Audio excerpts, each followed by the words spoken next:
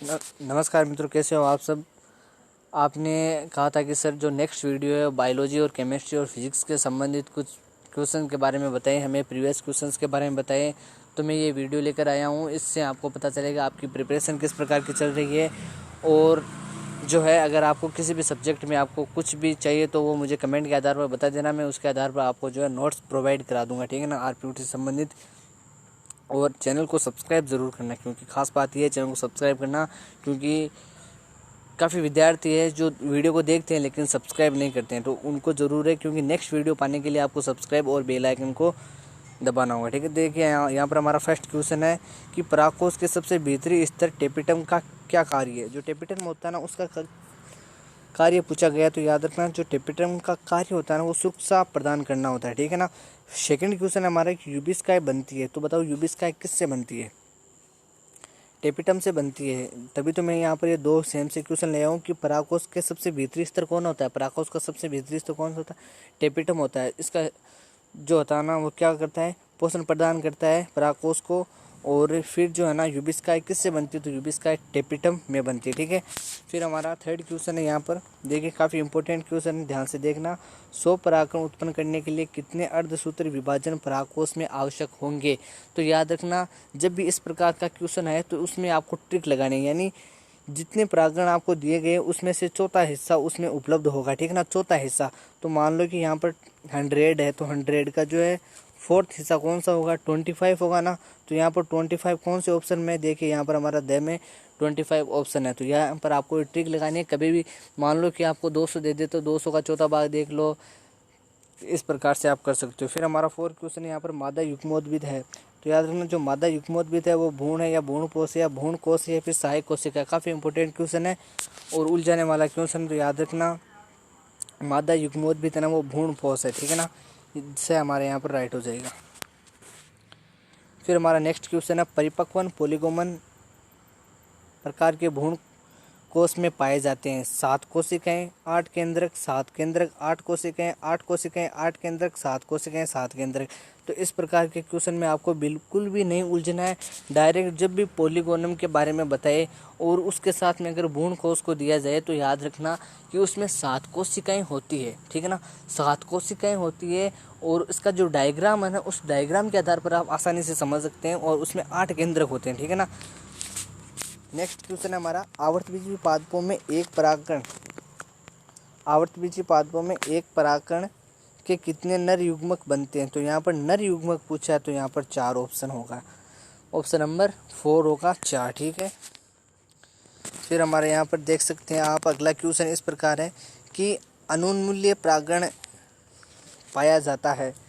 काफ़ी important question है, आप इसको नोट कर लेना कि जो अनुन्मूल्य परागण वो किस में पाया जाता है। तो वायोला, जामुन, पपीता या फिर केसिया। तो याद रखना, वायोला में अनुन्मूल्य परागण पाया जाता है। काफ़ी इंपॉर्टेंट क्वेश्चन है, ज़रूर रट लेना।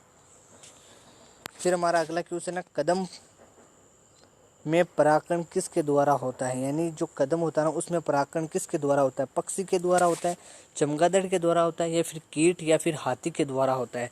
तो याद रखना, आपको चमगादड़ के द्वारा जो है ना, कदम में क्या होता है, परागण होता है, ठीक है। नेक्स्ट क्वेश्चन है हमारा, त्रिसल्यन, त्रिसल्यन के परिणाम स्वरूप जो विकसित होता है ना, उसे क्या कहते हैं। जो त्रिसल्यन होता है ना, उसके बाद में जो विकसित होता है उसको क्या कहते हैं, बताओ। भ्रूणपोष कहते हैं, भ्रूणकोश कहते हैं, भ्रूणपोष कहते हैं, भ्रूण कहते हैं या फिर बीज कहते हैं। इसका आप ना अपने जो कमेंट के आधार पर क्वेश्चन बताना, क्योंकि काफ़ी इंपॉर्टेंट क्वेश्चन में कमेंट में आपका इसका आंसर लूँगा, ठीक है ना, फिर मैं आपको जवाब दूंगा, ठीक है। नेक्स्ट क्वेश्चन देखते हैं, बीजावरण का विकास होता है। जो बीजावरण होता है ना, उसका विकास किससे होता है, अध्यावरण से, बीजांडवरण से, बीजांडकाय से या फिर नाभिका से। तो याद रखना, अध्यावरण से किसका निर्माण होता है, बीजावरण का विकास होता है, ठीक है। नेक्स्ट क्वेश्चन है हमारा, द्विनिषेचन की खोज किसने की थी। इसको तो आप नोट लगा के रट लेना, क्योंकि जब भी खोज से संबंधित ये 10-15 में एक अलग वीडियो लेकर आऊँगा, जिसके आधार पर आपको ये बताऊँगा कि किसने जो इंपॉर्टेंट खोजें की गई, जिसके कोशिका, जीवित कोशिका वगैरह इस प्रकार की जो आएगी ना, वो मैं आपको बताऊँगा। जिस वीडियो में आपकी जो संपूर्ण खोज में क्लियर कर दूँगा। लेकिन इस वीडियो में ये क्वेश्चन आया हमारा फर्स्ट कि द्विनिषेचन की खोज किसने की थी। तो बताओ, रॉबर्ट हुक है, स्टार बर्जर है, नोआ सिचन है या फिर ल्यूवेन हॉक है। तो याद रखना रॉबर्ट हुक ने तो किसकी खोज की थी, कोशिका की खोज की थी। और इन्होंने रॉबर्ट हुक ने मृत कोशिका की खोज की थी, जबकि ल्यूवेन हॉक ने जीवित कोशिका की खोज की। तो यहाँ पर ये दोनों वैज्ञानिकों के हमारे जो कॉन्सेप्ट है वो क्लियर हो गए। उसके बाद में आता है नोआसिन। तो याद रखना द्वितीय निषेचन की खोज भी किसने की थी, नोआसिन ने की। तो यहाँ पर देखना ये जो स आता है ना, इससे आप ट्रिक भी याद रख सकते हैं, ये स और यहाँ पर भी क्या आएगा, स आएगा, ठीक है ना। पिछली कंपटीशन एग्जाम में ये क्वेश्चन आया हुआ है, ठीक है। फिर हमारा नेक्स्ट क्वेश्चन है,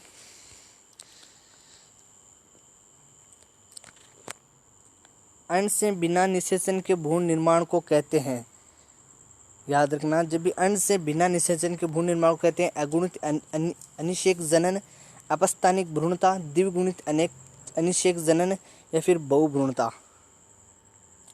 ये आपके 12th में क्वेश्चन था, इसका भी आप कमेंट में उत्तर देना क्योंकि काफ़ी इंपॉर्टेंट क्वेश्चन है, आप इसको नोट जरूर करना, ठीक है।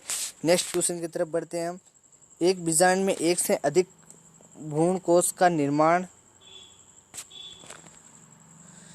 हो तो क्या होता है बताओ। यहाँ पर आर्जिमोन होता है, केजुराइना होता है या फिर एरिस्टोलोकिया होता है या फिर केलोट्रोपिक्स होता है। बताओ कौन सा होता है, केजुराइना यहाँ पर राइट होगा आपका, ठीक है। बहुभ्रूणता सामान्यतः पाई जाती है, जो बहुभ्रूणता है वो सामान्यतः पाई जाती है। बताओ एक बीजपत्रियों में, द्विबीजपत्रियों में, आवर्त बीजियों में या फिर अनावर्त बीजियों में, किस में पाई जाती है बताओ। जो बहुभ्रूणता होती है ना वो किस में पाई जाती है, आवर्त बीजियों में, ठीक है ना। यहाँ पर से आपका राइट आंसर हो जाएगा। फिर हमारा अगला क्वेश्चन है, परिवर्तनशील भ्रूण, प्राकभ्रूण या युग्मनज के विभाजन उत्पन्न बहुभ्रूणता को कहते हैं, क्या कहते हैं बताओ।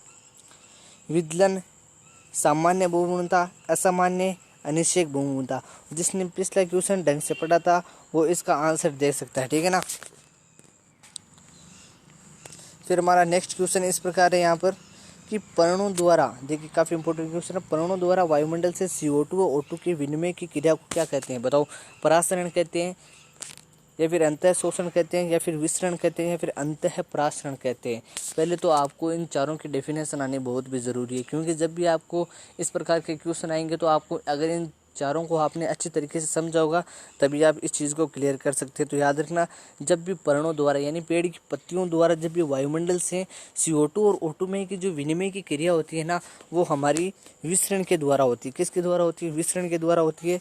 फिर हमारा नेक्स्ट क्वेश्चन इस प्रकार के, निम्न में से पारगम्य है कोशिका झिल्ली, क्यूटिकल, टोनोप्लास्ट या फिर कोशिका भित्ति।